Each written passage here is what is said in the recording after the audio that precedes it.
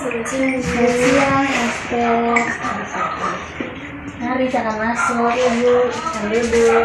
Terima kasih, Bu. Sama-sama.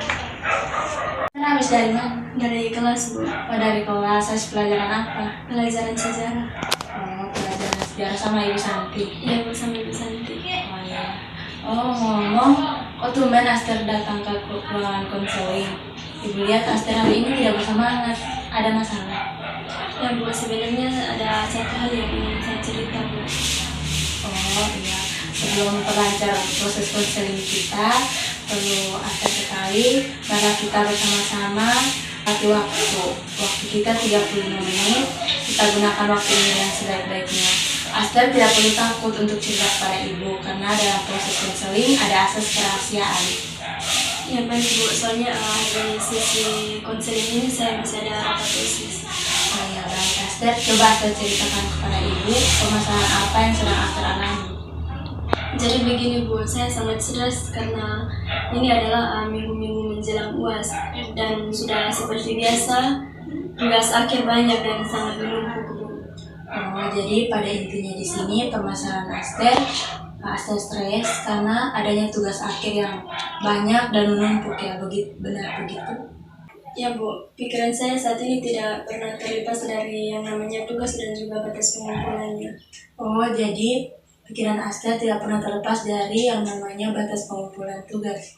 Ya, Bu, karena sepertinya tugas sudah memenuhi otak saya, Bu. Jadi, dari keterangan Aster tadi, Aster mengatakan bahwa Aster stres karena tugas akhir yang menumpuk.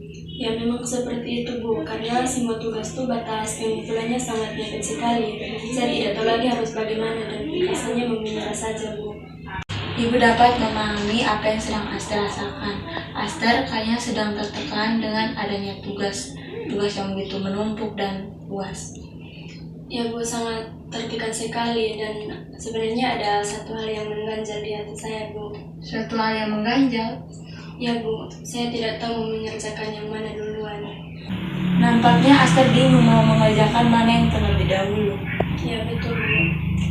Baik Aster, sejauh ini dari awal kita berbicara dapat Ibu simpulkan bahwa permasalahan yang sedang Aster hadapi itu rasa stres karena adanya tugas yang menumpuk, atas kumpulnya mepet, dan Aster masih bingung mau mengerjakan mana yang terlebih dahulu. Benar begitu, Bu. Persis seperti yang saya alami.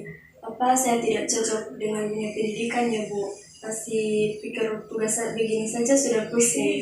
Saya ambil cuti saja, Bu. Aster, Ibu paham dengan apa yang Aster rasakan sekarang. Tapi menurut Ibu, Aster tenangkan diri terlebih dahulu. Apakah Aster sudah tenang? Sudah, Bu. Lain kali saya akan hati-hati dalam mengambil keputusan. Wah, Aster sangat hebat. Aster sudah bisa berhati-hati dalam mengambil keputusan. Ya, terima kasih, Bu. Saya senang jika Ibu menyemangati saya seperti ini. Tadi Aster katakan bahwa Aster senang, tapi yang Ibu lihat dari raut wajah Aster kelihatannya masih tidak baik-baik saja. Kelihatan, ya, Bu. Tadi memang saya kepikiran sama tugas-tugas saya, kenapa saya mengerjakannya itu harus mepet sama batas pengumpulannya. Tapi sebenarnya salah saya sendiri sih, Bu, soalnya saya suka menunda pekerjaan. Kesalahan Aster sendiri? Ya, Bu, kesalahan saya sendiri karena saya itu kayak menyepelekan batas pengumpulan tugas. Kemudian saya tuh menunda pekerjaan. Tapi sekarang saya jadi sadar, Bu, kedepannya saya akan memperbaiki diri lagi dan akan mengerjakan tugas di awal waktu setelah guru memberikan tugas tersebut.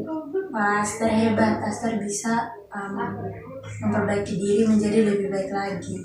Ya, Bu, tapi saya akan berusaha dan saya mohon bantuannya Ibu Andi. Karena saya masih bingung, Bu, karena banyaknya tugas. Bukannya saya memulai, tapi saya malah kebingungan karena tidak tahu apa yang harus saya kerjakan terlebih dahulu. Oh, dengan kata lain, Aster belum bisa memanajemen waktu. Nah, ya, Bu, manajemen waktu saya mengakui masih kurang banyak sih, dan bahkan hanya untuk membagi waktu saja saya belum bisa. Oh, jadi Aster kecewa dengan diri Aster sendiri. Kalau boleh Ibu tahu, pembagian waktu seperti apa yang Aster lakukan sehari-hari? Kalau untuk pembagian waktu selama ini saya belum memiliki jadwal yang tetap dan terarah.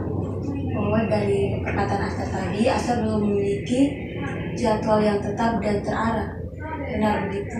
Ya, Bu. Tepatnya, yang Aster katakan tadi, Aster belum memiliki jadwal yang tetap dan terarah.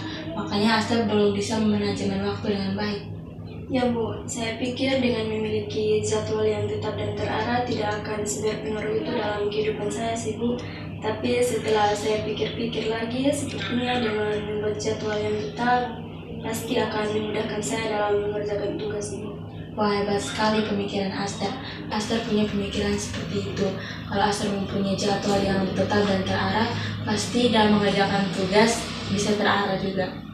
Ya, Bu, tapi saya masih bingung lagi. Saya lebih baik mulai dari mana yang dulu ya, Bu? Apakah harus mulai dari kehidupan sehari-hari atau hanya waktu mengerjakan tugas saja seperti tugas UAS, tugas makalah, dan lain-lain? Baik, dari pernyataan Aster tadi, lebih baik lagi kalau Aster lebih fokus dulu ke jadwal pengerjaan tugas. Oh gitu ya, Bu. Tapi sepertinya saya tidak yakin. Apakah setelah saya membuat jadwal rutin itu tadi, pengerjaan tugasnya nanti saya akan konsisten dalam menjalankannya? Aster, Ibu yakin atas niat Aster yang ingin memiliki jadwal yang rutin. Intinya Aster konsisten dan mempunyai niat. Gitu ya, Bu. Kalau begitu saya akan berusaha. Aster, kalau Ibu boleh tahu bagaimana perasaan Aster sekarang? Rasanya kayak mudah saja, Bu. Sudah cerita ke seseorang, perasaan saya jadi lega daripada sebelum saya cerita ke Ibu. Nah, sebagai kesimpulan akhir dari pembicaraan kita yang sudah cukup lama, dapat Ibu simpulkan bahwa Aster mempunyai masalah dalam pengelolaan stres dan memanajemen waktu menjelang UAS.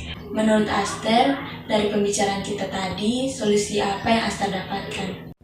Oh iya, Bu, mungkin kita mulai dari yang awal tadi, dari misalnya saya yang kesulitan mengelola stres, kemudian karena tugas yang menumpuk. Solusinya sebenarnya saya mengerjakan tugas di awal waktu setelah guru memberikan tugasnya tadi. Jadi tidak akan menumpuk di akhir atau di batas pengumpulannya. Kemudian saya lebih mudah dalam manajemen waktu. Menurut saya akan lebih baik jika saya membuat jadwal rutin dan terarah. Dan yang terakhir, menurut saya solusi terbaik yang saya dapatkan dan saya akan berusaha untuk menerapkannya dalam kehidupan sehari-hari saya. Oh iya, baik Aster, tidak terasa waktu kita sudah hampir selesai. Sesuai dengan kesepakatan kita di awal, Ibu akhiri dulu konseling kita sampai di sini. Baiklah, Bu, kalau begitu terima kasih banyak sudah berkenan mendengarkan cerita saya dan membantu mencari solusi. Ya, sama-sama Aster.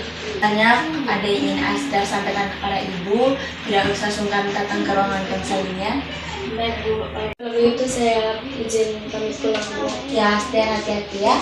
Ya, Bu.